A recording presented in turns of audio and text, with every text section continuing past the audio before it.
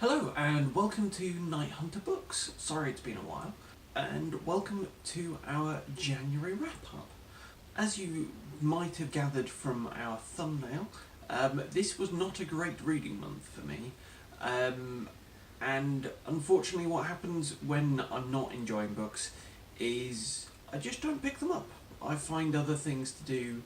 Apparently it never occurs to me to just go, no, I should stop reading this book and read something I will enjoy. But enough about that, we'll get to that in a moment. I actually had a really good reading month, if you're counting in terms of books and pages, but I think that for me is a bit of a trend. I'm one of those January people that gets very excited about goals and all the rest of it, so I'm quite a motivated person in January.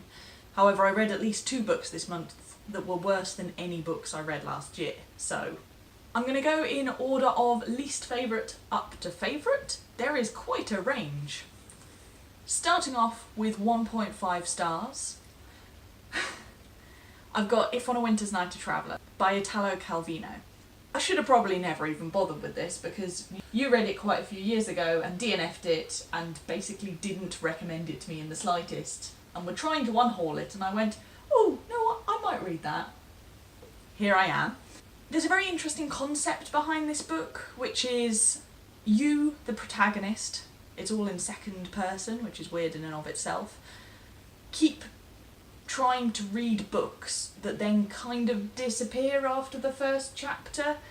There are many excuses for what happens, but it results in the first chapter of lots of different stories interspaced with you, the protagonist, being very frustrated and ending up getting dragged into various conspiracy theories.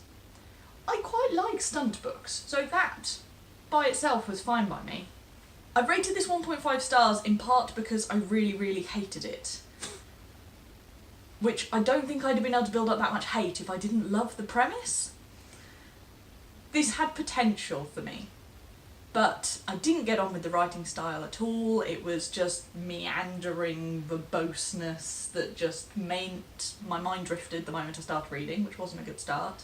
The second person I'd have been able to cope with if it was slightly more similar to me, but I found it kind of galling to be addressed as you when this character is so very different to me. So he's a very classic white male protagonist. He spends a lot of time fawning over and obsessing over this woman that hardly knows him, and he really enjoys some stories that are right at the back that I think are disgusting.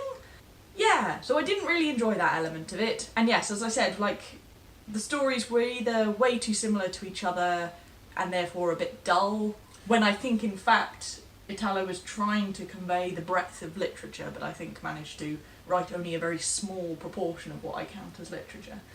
And equally, it doesn't make it very convincing that somebody would go to huge lengths to find the rest of the books. Some of these first chapters, it's like, oh, there's not the rest of this book here. Oh well, dodge that bullet. Yeah. There were meta bits that I really enjoyed, and I liked the idea of it, but that's as far as it goes. So those of you that will have seen my reading resolutions video will know that I'm trying to read all the books that I acquired before 2015. That included that book, and also another book by Italo Calvino, which is Invisible Cities. When I finished that one, I thought, you know, I'm just going to pick up the other one, and then I can just read 10 pages, and if it's as impenetrable as the other one, I can just DNF it. Unfortunately, this one turned out to be better, but not actually good enough to be really good, but good enough to stop me from DNFing it, which is almost the worst kind of good. So this I gave 2.5 stars, so a step above, definitely. Again, there's kind of a fun concept in here of Marco Polo telling Kublai Khan stories of all the cities of his empire. And the stories of these cities are essentially just little pieces of flash fiction, 1 to 2 pages. Unfortunately, I didn't find the framing really worked, as the stories themselves didn't seem to connect to what was going on in Marco Polo's conversation. So, for instance, Kublai Khan in one section said, I don't want to hear any more stories, I just want to play chess with you. And then from that I will know loads about the empire. But then it just kept going with the telling the stories. The stories themselves also, this could be very clever and meant to be taken apart in a literary way, but I just found it kind of weird that there were a lot of things that were quite 80s in them, despite Marco Polo not being around in the 1980s. So airports and things like that, they're kind of timeless. The actual little stories themselves, though, I did generally enjoy. There was still the odd one where I felt my eyes glazing over and I didn't really care. Probably in part because there was no overall plot to any of this. But some of them really did kind of capture my imagination and make me think, oh yeah, no, that is a bit different. I think one thing that worked well that I was a bit fearful of was that Calvino was very much exploring different ideas and concepts with these cities rather than trying to explore people and cultures, because considering how well I'd got on with the previous book, I was a little concerned that there wouldn't really be any breadth of culture, and actually if I wanted to read a book about 50 different cities, I'd probably want to read it written by 50 different authors. But because the cities were just so weird, that was actually fine. So one example is there's a city that has not only a city of the dead, a graveyard, but also a city of the not yet born, and how that makes the people in that city feel. It was okay, and it was a bit different. I don't think I'll forget about it, but I didn't really enjoy reading it. My first is Gracekeepers by Kirsty Logan, which was recommended by somebody sitting not too far away. I'm sorry. Which I didn't get on terribly well with. I think there's some really interesting world building here, and some sort of sketching out of the society that lives in this world. It's a post-apocalyptic world that is largely aquatic, with a few humans living on dry land, but the majority living in boats. The practicalities of that are considered in part. The sort of social structures, the fact that landlockers are generally wealthier and look down upon people who live on the sea.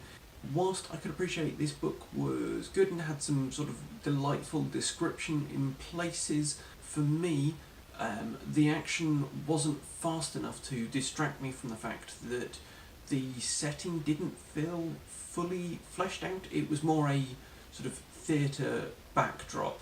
A literary book set with a SF premise. Yep, and it dealt with that premise in a literary way, not an SFF way, which I just found a bit grating. So while I could appreciate its good points, I'm afraid not for me. Another post-apocalyptic literary-ish story. Different amounts of water.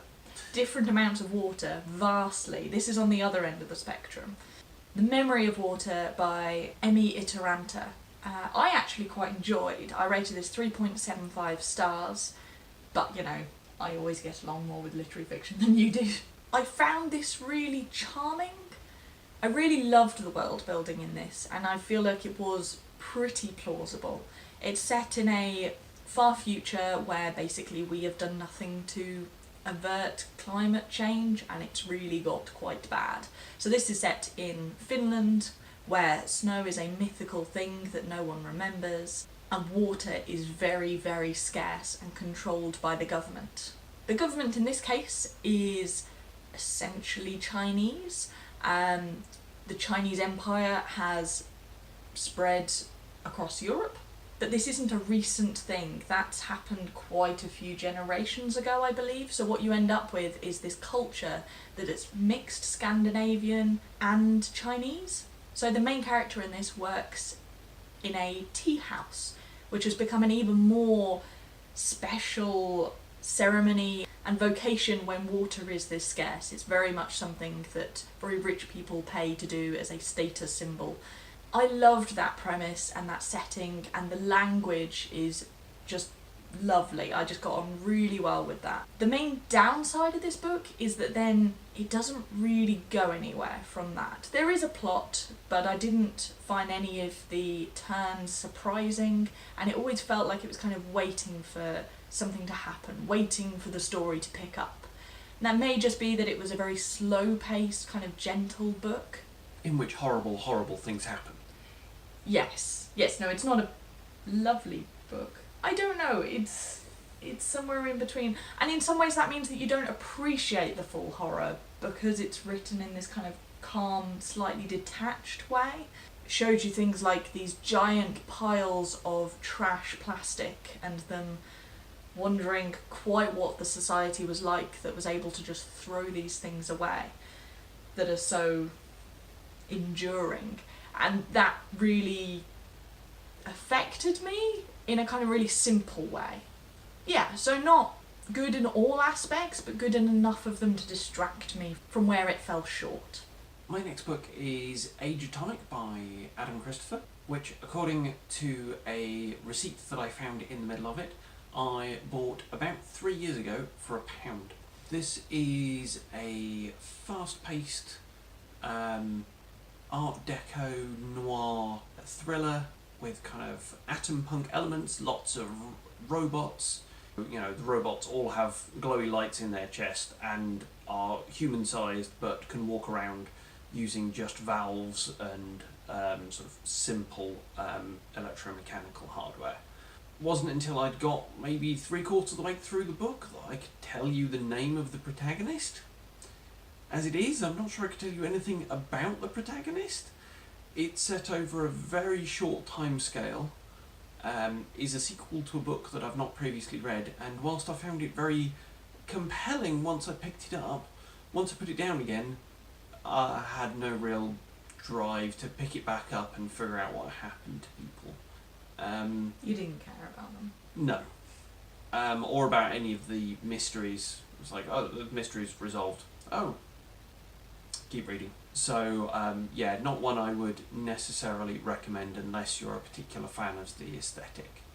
Another book that I got hold of in 2014, see, I told you I was very keen on my goals. This is a graphic novel, strong female protagonist, by Brennan Lee Mulligan and drawn by Molly Ostertag. This is one of your favourite graphic novels, so... It's one of my favourite webcomics, and I've bought the print editions to kind of reward them over the years. But this isn't how I read this story. Yes. I really liked this, so I rated this 4.25 stars. The premise is wonderful. So you're following a superhero who is essentially retired as an older teenager going to college when she realises that actually punching things isn't actually helping the world. In this world, then, there have been lots of mutations, I don't know if they're called that, but essentially lots of people have special abilities. All those people were born around the same time, so it's very much once a set of kids started causing havoc over one part of the world, then a group of kids in another formed a team to take them on, which is how they explain the fact that these kids all have PTSD and, you know, we're basically fighting in a war. But I quite liked all that setup, and especially this really takes apart what it's like to be a superhero and actually how the villains aren't just born villainous. There's usually some situation that's taken them that way. So that stuff all really appealed to me. I think the plot was a bit too episodic for me, which isn't unusual for graphic novels, but I think this didn't really feel like it had any kind of overarching plot, which most volumes of a graphic novel will have, even if their individual singles are quite self-contained, which I think comes down to the fact that it was designed as a webcomic. And that means as well, I think maybe the pacing was a bit weird at times for me, but generally, like, those are the reasons why it wasn't like a 5-star graphic novel. It was still 4.25. It was still very good. The first book I read in the year was actually my favourite this month, and that is Landline by Rainbow Rowell. I could have probably predicted that I really like this, which I think I wanted to treat myself at the start of the month and read a book really quickly to feel like I'm... saving the best thing on your plate. How long has this been on your TBR? For, I think, 2 years maybe, but it was the last Rainbow Rowell that I hadn't read, so I just wanted to keep it. But this was the time. And it doesn't say it anywhere on the back or on the cover, but I really recommend reading this near Christmas. This is a Christmas book. It should say it somewhere. So I'm so glad that I read this right at the start of January. In fact, I'd say this book, what it reminds me most of is like a Christmas miracle movie. It does have genre elements, but not in any way that's meant to be explainable. It's just like those movies where something happens to teach someone about what they really care about, and it just helps them grow as a person. Christmas magic. Christmas magic. Which is not genre specific. You're allowed to do that in anything. Yeah. So in this, then, your main character uses her old childhood telephone, and it magically calls her husband from 20 years ago, not her husband of present day, which she's kind of separating from or not getting on very well with. As well as being a good one to read at Christmas, also came at the right time in my life, in that I'd say this is not YA, and I don't think I'd have really appreciated this until the last couple of years being in a long-term relationship. There's a lot more nuance in this than you'd be able to fit in like a Christmas movie or something. And there's a lot about adult relationships and what it takes and the little sacrifices that people make. And yeah, no, I love this. Like, properly felt for the characters and was rooting for them, and it's Rainbow Rowell's writing style, so I read it like a flash and then it was over. I read it in like 2 days. So yeah, I'd really recommend this, but not necessarily just for fans of her YA books. So those were all the books that I read in January. And the 2 that I read. Yeah. I'll try to do better this month. Let us know how your start to the year was. Thank you for watching. We'll see you again soon.